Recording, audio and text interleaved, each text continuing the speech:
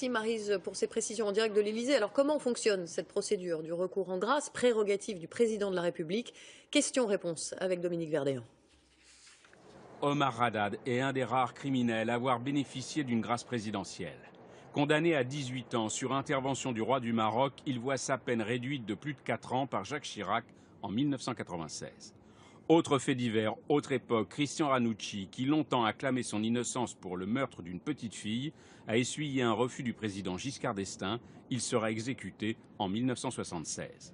Alors qui décide de gracier? Le chef de l'État, après avoir entendu les demandeurs et après avis de la chancellerie. Selon nos informations, le ministère de la Justice ne s'est toujours pas prononcé sur le cas de Jacqueline Sauvage. Gracier, une décision lourde à prendre, comme le souligne Georges Pompidou en 1972. Le droit de grâce n'est pas un cadeau fait au chef de l'État pour lui permettre d'exercer ses fantaisies. C'est une responsabilité parfois effrayante qu'on lui impose et qu'il prend au vu des dossiers, bien sûr, mais seul, avec sa conscience.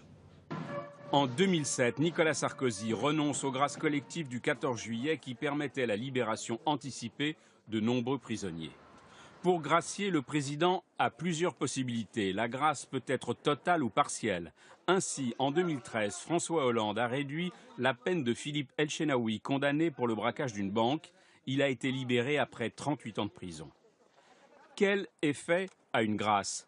Elle permet une libération plus rapide, mais en aucun cas, elle n'est synonyme d'innocence. Ce n'est pas non plus une amnistie. La condamnation reste inscrite sur le casier judiciaire.